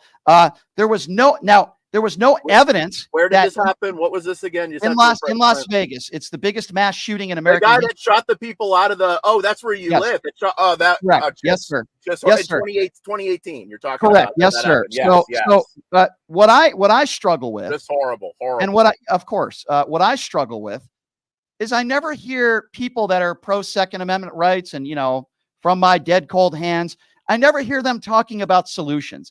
I never hear Ron DeSantis, or rarely do I ever hear him saying, boys, here's what we need to do to make sure the guns don't get in the hands of the wrong people. In fact, he's always talking about your right to own as many weapons as you want. Are you comfortable with an 18-year-old kid, day he turns 18, walking into a gun store with absolutely no training on how to use those guns, buy a bunch of AR-15s and thousands of rounds of ammunition with no training at all? Are you okay with that? Well, I mean, I'll ask you.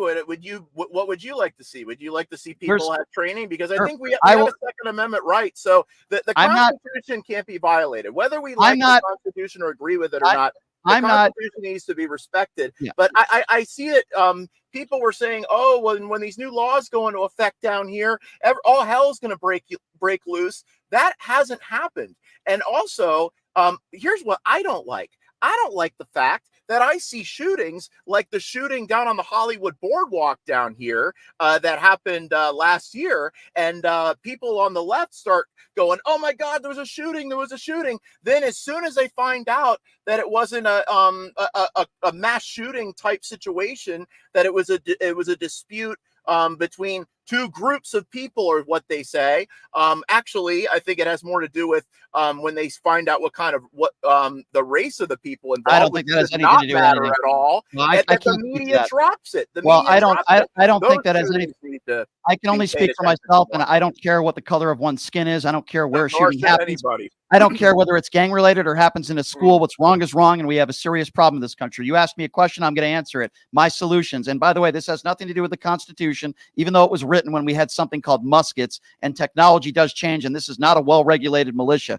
But I'll give you my solutions. Number one, the age should be 18 to 21. Number two, there should have to have a mandatory training. I'm not saying 100 hours of training, but enough hours of training where you know how to hold a gun, you know how to handle it, you know how to shoot it, and own it responsibly. We don't have that in a lot of cases in this country. Red flag laws. In Parkland, the police were called out to that kid's residence over 50 times. How the hell is he allowed to have a gun on him? Good so question. I'm not saying a neighbor should be allowed to call you, Chris, and say, I don't like that guy, Chris, and I'm going to call the police and say that he threatened my life. And then the police show up at your house and take all your guns away. That's not what I'm saying. What I am saying is there are case-by-case basis red flag laws. I also think that mandatory, if you sell an illegal gun to somebody, it should be a mandatory jail sentence. If you are caught with an illegal gun, it should be a mandatory jail sentence. I don't care whether you're 15 years old or 105 years old. I don't care if you have money. Mandatory jail sentence if you sell or own illegal guns. If you give me 2 out of those 4, I guarantee you it's not going to end all the gun violence in this country, but I guarantee it will dramatically go down. And here's an important one, my 5th one, and you might disagree with me on this. We had an assault weapons ban that fizzled out in the early 90s. Take a look at gun violence. Gun violence went down, and then the Republicans allowed it to fizzle out. And what happened? Gun violence went right back up. We need an assault weapons ban in this country. You don't need an assault weapon to defend yourself. Give me 2 out of those 5. We're not going to agree on everything. And I guarantee assault weapon. Well, I mean, when you say assault weapon, I mean, like with an AR-15, I shot an AR-15, I think, for the first time a couple of years ago. And I was expecting this to be this, oh my God, this giant gun like something Schwarzenegger would carry or something. But it really just, it's something you can shoot more accurately with. The caliber is about the same, a little bit bigger than with a handgun. With a handgun, I got to be honest. I'm not very good at hitting the target with a handgun. I don't really shoot that much. But with the AR-15, it was more, and it's just more accurate. So I think that people say this thing like assault weapons when really any gun is just about as deadly. But I mean, the founders. No, I disagree with you. I disagree with you. Every gun is not just as deadly. There are certain guns that fire more bullets in a shorter period more of time. in one thing, and yet, Right. and with a gun being more accurate, it could Correct. Be. But the founders. So are any of those things, do you agree with me on? Any of those things that I just I agree. The training might be something to look at. I do not completely oppose red flag laws because I used to work in a mental health facility, and I know we've got a Second Amendment, but it just when I see that certain people with certain medications they're on or medical diagnosis they have, I just am like, I just don't know if that's the kind of person. Okay, so Chris, this is some progress. You agree with a couple of things I brought up. Here's my problem. Sure. I appreciate the fact that you agree with a couple of those. I don't expect you to agree with everything, and I'm not going to agree with everything you say either, but that's okay. My problem is so many Republicans like the Ron DeSantis of the world that are in office are in the back pocket of the NRA. They brag about their A+ rating from the NRA. You don't hear any Democrats in campaign ads saying, I got an A+ rating from the NRA. They're in the Marco Rubios of the world. They brag about their A+ rating. And because of that, it taints their judgment. And I think it stops them from doing more things like the things that we are discussing right now that could save lives. That is my problem. I have criticisms on the left. I've been criticizing Ilhan Omar and Rashida Tlaib for weeks now, for months actually. But when it comes to gun rights and gun issues and gun safety, I have a huge problem with so many MAGA Republicans out there that refuse to do anything. They're in the back pocket of the NRA. Well, Brian, let me push back on that. I don't remember a time in recent history since I've been covering Ron DeSantis where he touted an NRA rating in any of his advertising, because the NRA has some serious problems. I think they're being sued now. And let me tell you something that I don't like about the NRA is that when a mass shooting happens or one of these tragedies happen, they send out fundraising letters and they start playing on people's fears that, oh, the Democrats are going to take your guns away, send the NRA money.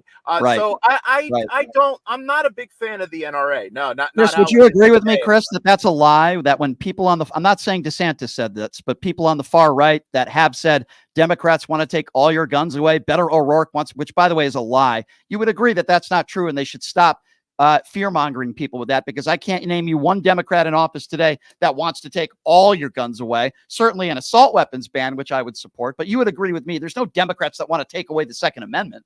Well, Brian, when it comes to things like the assault weapons ban, I think that there might be some people that are better equipped to debate that back and forth with you. But I'll tell you, the MAGA wing of the party, which, DeSantis, he had Trump's endorsement when he came in. People know DeSantis as being linked to Trump, which I think has hurt him more than it's helped him in any way. Probably. But you've got, at least today anyway, but you've got a MAGA wing of the party, the Marjorie Taylor Greens, and any of these other guys. Now it's Rick Scott, Ted Cruz. It seems this guy today that was making a joke about a Kennedy. I mean, this guy, because here I want to call him out right here. What he said. This guy is a member of Congress, and he says he says this. He says. Representative Mike Collins, you either die a Kennedy with a hole in the brain or live long enough to become a Kennedy with a hole in the brain. Right. This is the state of the Republican Party. And you're right. And can I ask you then? May I ask you? MAGA types, they want to be like mini Trumps and act like and be cool. I agree. No, Chris, I'm not cool with that at all. Chris, everything you just said, I agree with 100%. But why is Ron DeSantis endorsing Donald Trump then? A liable secretary. Have him on and ask him that. Oh, but come on, Chris. You know why he's doing that. He's putting politics ahead of what's right. How do you respect that? He's endorsing Donald Trump because he's in the Republican Party. And I agree with you. It's the MAGA Republican Party. Instead of saying, I don't support Donald Trump, you don't have to support Joe Biden. You don't have to support Robert F. Kennedy Jr. Put a write-in in there. But the fact of the matter is that Ron DeSantis, Donald Trump owns Ron DeSantis. He has endorsed Donald Trump, a liable sexual abuser who attacks women, POWs, who's 90 felony counts. And Ron DeSantis, the guy who you support, which is fine if you support him, but he's the guy that's endorsing Donald Trump. You know Donald Trump is scum. I've seen your social media. We agree on Donald Trump. He's endorsing him, Chris. You can't agree with that. Well, the way that DeSantis, no, I don't agree with that. But, the way that DeSantis did it when he met with him, he didn't go to Mar-a-Lago. He didn't do these fawning, ring-kissing ceremonies that Vivek and Tim Scott and these guys do. Oh, I just love you so much, Donald Trump. He did it on DeSantis's terms, and it wasn't DeSantis reaching out to Trump. There is not a snowball's chance in hell that was DeSantis reaching out to Trump. Trump came to DeSantis because he needed him, and DeSantis agreed to meet with him at somebody's house. No pictures were taken. Nobody. And then afterwards, DeSantis hasn't said anything. DeSantis hasn't been running around with Trump. I hear you, Chris. Trump I hear you. out with a thing. But do I agree with DeSantis on this? No. But then again, he's in a different position politically than Chris, me, and I would like you. to see him as president one day. I hear you, and we can. No, I don't like. Is he an ass? Robert F. Kennedy Jr. Is he an ass kisser like Tim Scott? And no, he's not. But at the end of the day, he had a choice to make. And he made the choice to endorse a liable sexual abuser, the judge characterizes as rape, who lied about the 2020 election, who I believe incited a riot or an insurrection on January 6th. And he's going to have to maybe suffer the consequences for that if Trump loses in November. But Chris, I got to run, my man. I would love to have you back on the show. I think it's a good conversation. And I always, like having these types of discussions and debates with people. And I'd love to have you back on. And I appreciate your time, my man. Thanks for having me on, Brian. Anytime. Thanks, Chris. Appreciate you. All right, everybody. That's Chris Nelson. Appreciate him for joining us. Here's what we're going to do now. I'm not going to take a break. I'm going to go right to phone calls because I have a lot of people that want to chime in on the RFK Jr. interview. I'm getting a lot of reaction on social media. A lot of people liked it. And I'm hopefully, I believe he's a man of his word. He wants to come back on and maybe more time. So I would love to do that. So I'm going to open up the phone lines now. I promise you this time I'm not faking it. 702-221-7283. And again, the number to call now would be the time to call in. 702-221-7283. Our first caller is a friend of Robert F. Kennedy Jr. and a personal friend of mine. Used to be a Democrat, one of the biggest Democrat donors on the planet. Now he's supporting RFK Jr. Jay Bloom. Jay, thanks for calling in. What did you think of the interview? Hey, Brian. I thought the interview went great. Was really happy to hear Bobby, speak about his position on the vaccines. He never once called it poison. It was just about people should have a choice. People should have information, all the information, and have a choice. What I heard him say is, trust the government saying trust the experts, but what they're really saying is trust our experts because there are experts on the other side saying the opposite that we're being silenced. So Yeah. I'm glad you gave him a platform to have that conversation, and I'm looking forward. I wish you had more time. I'm looking forward to a continued conversation. Yeah, in the middle of the interview, I was getting messages from the campaign saying that he's got to go. But at the same time, I didn't want to interrupt him, and I wanted to give him an opportunity to continue. But I would like to continue the conversation with him. I certainly would. And hopefully he'll take that opportunity. He said he enjoyed it, so I'll take him for his word, and I'd love to have him back on to do it, right?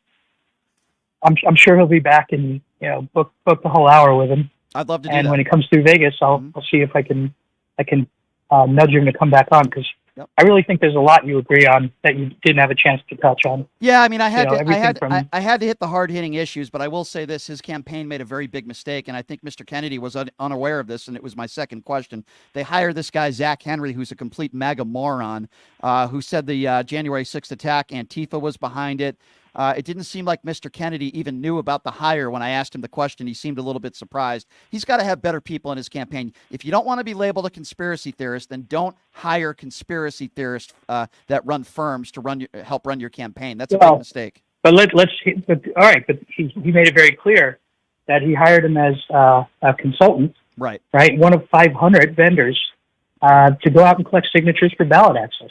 Well, don't. And I don't think they look into the political backgrounds of vendors. They should, because it makes them look bad. Don't Hunterton. hire people like that. Don't hire people like that. I don't care if they're interns. Don't hire somebody that thinks the 9/11 inside job, January 6th inside job kinds of people, especially when some in this country think that you're a conspiracy theorist. I think this guy is not setting policy. He's not in strategy meetings.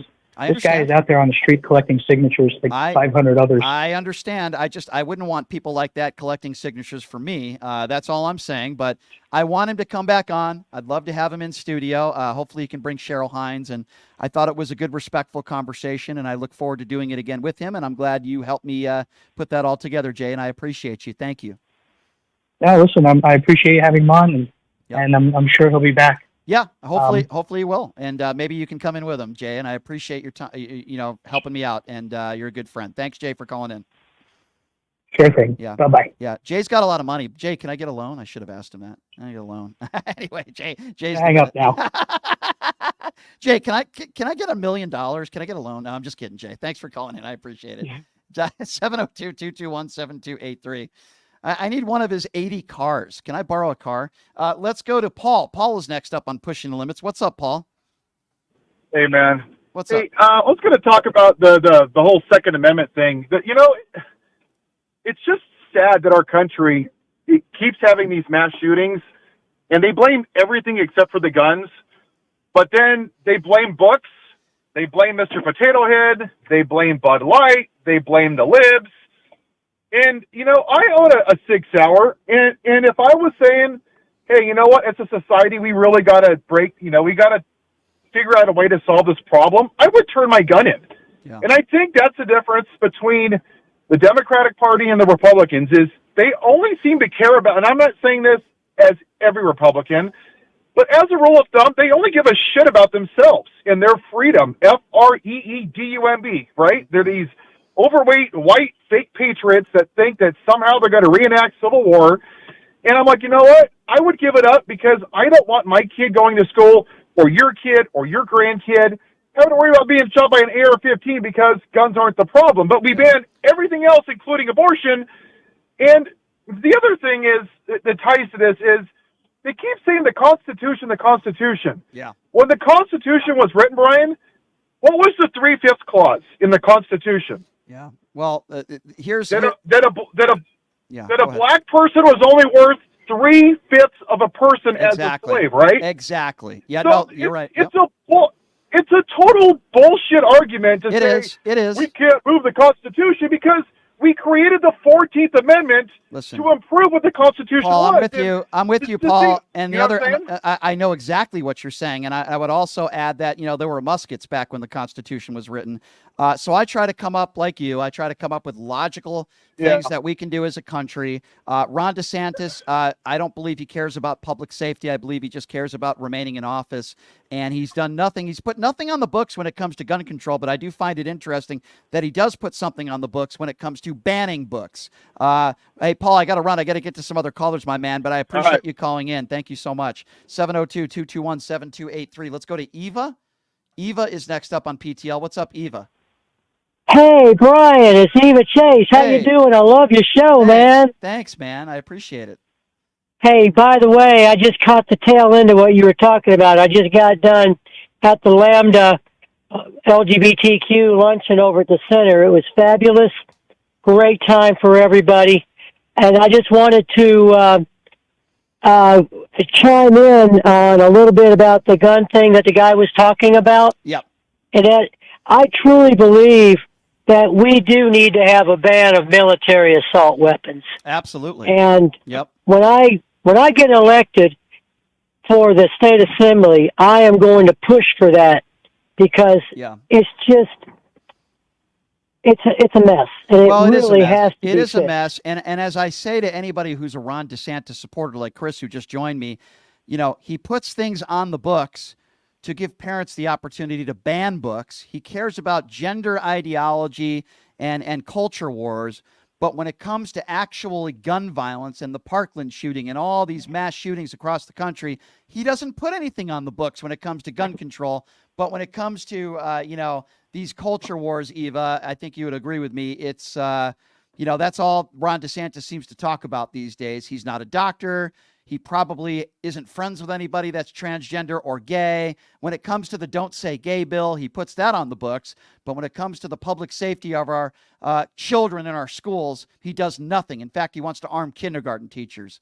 Ron DeSantis, go wear your white boots and go to hell as far as I'm concerned. 702-221-7283. Thank you, Eva, for the phone call. Let's go to Tom. Tom is next. What's up, Tom?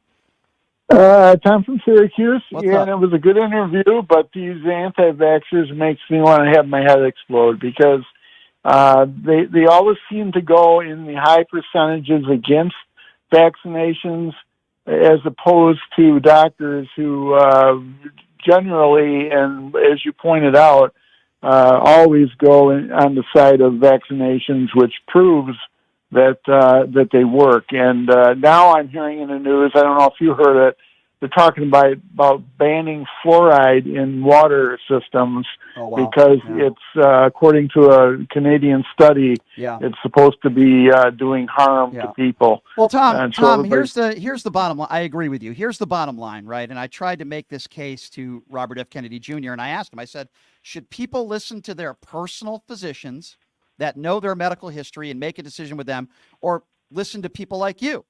And he didn't really give me a direct answer. He did say that, you should listen to your personal physicians, but I only will listen when it comes to medical stuff.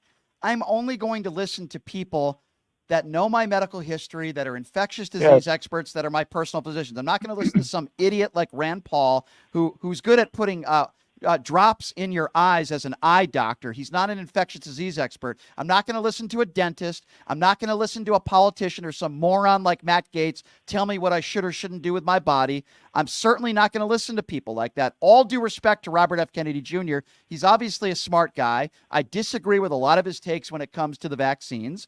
And hopefully he'll come on again and we'll have a little bit more of that conversation. I wish he would focus less on the vaccines, less on that type of talk, and more. And I also disagree with him when he says that Joe Biden's a bigger threat to democracy. Listen, the bottom line here is Joe Biden, when he wanted to, Robert F. Kennedy Jr. wants to use the term censor.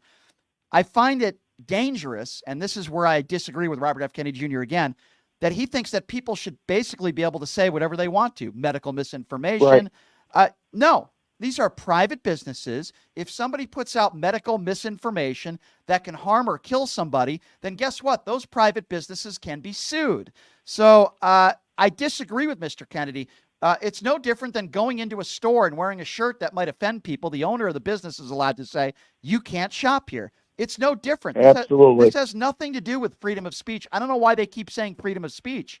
It has nothing to do with freedom of speech. It has to do with private businesses making a decision. Right. Now, if Joe Biden and his administration made a call to Elon Musk or made a call to anybody and said, hey, we don't like this. This could be causing violence or people dying. We suggest that you don't allow these people on your platform. I don't see anything wrong with that. But Robert F. Kennedy Jr. thinks that's more of a threat to our democracy than Donald Trump and what took place on January 6th. I completely disagree with him on that.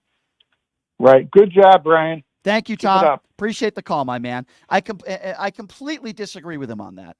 But I will agree, and I will attest to this, I probably agree on more things with Robert F. Kennedy Jr. than I disagree. I agree with him, of course, on his takes on abortion, the right to choose. I agree, of course, with his takes on, maternity leave, with his takes on helping the poor, government programs, food stamps, welfare, tax breaks for middle class and those that are suffering. I know that Robert F. Kennedy Jr. does not agree with the 1% tax breaks that Donald Trump gave the rich. So yes, there's a lot of topics that I do agree with Robert F. Kennedy Jr. on. He's right. Today I focused on the issues where we have a lot of disagreement. That's what I wanted to do, and that's what we did. I'm going to repost that interview, so if you missed the interview with Robert F. Kennedy Jr., which I thought was a good one, I'm getting a lot of positive feedback from people on both sides. I'm going to put that on my YouTube page in a little bit here, which is at PTL Radio Show. It's free. Please subscribe to my YouTube page, which is at PTL radio show, and I will put that interview up there. I'm also on TikTok and Twitch and X and all those other social media platforms. Obviously, we broadcast live on the Occupy Democrats Network, Washington Press Network, and so many other entities as well. It's one of the fastest growing shows, not just in Las Vegas, but across the country, and I have all of you to thank for that. Check out my sponsors and my friends. I mentioned Jackson's Bar and Grill, located at Flamingo and Jones. You show your TAM card there, you get $50 in free play instantly. How cool is that? Of course, all the great candidates that come on this show that support what I do as well. And I do appreciate Chris taking the time to join us. Chris Nelson, political activist, big RFK Jr. supporter. And, of course, my thanks to Robert F. Kennedy Jr. and his campaign for making that happen. Listen, I could sit here and kiss Donald Trump's ass like some of these right-wing idiot radio shows in Las Vegas. I could sit here for years and kiss his ass so I could get 10 minutes with Donald Trump. I'm not going to do that because I have a spine. I'm not going to do that. I'm not going to sell my soul. That's what these right-wing fools do. I'm going to kiss Donald Trump's ass, and I'm never going to go after him for anything or criticize him for anything so I can get him on my show for 10 minutes. No, thank you.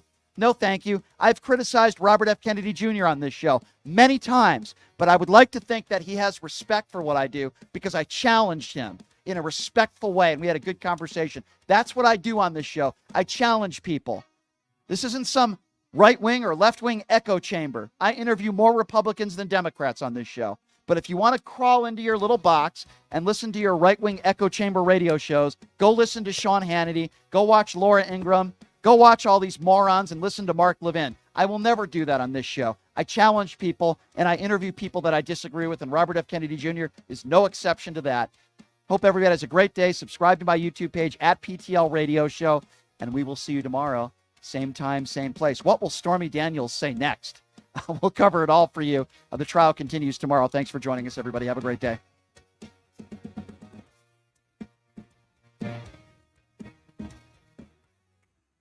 Who would have thought there'd be so many kids playing ice hockey in the desert? Jake Helb's Hockey Foundation and the Las Vegas Ice Warriors, founded by Gina Yousafzai 8 years ago, made it possible for families who can't afford the equipment and food. Donate today at www.hockeyforkids.org and help us continue making a difference. Join us in supporting Jake Helb's Hockey Foundation and the Las Vegas Ice Warriors, where every kid gets a shot at the starting line. Just a reminder, our website is www.hockeyforkids.org. My name is Kola Akimbade. I'm running for mayor of Las Vegas. As mayor, we will offset the off-season by diversifying our economy, bringing technology, high-paying jobs, and strengthening our entertainment industry. In order to tackle this issue of homelessness, we need new money because the budget will never be enough. Therefore, we will legalize prostitution.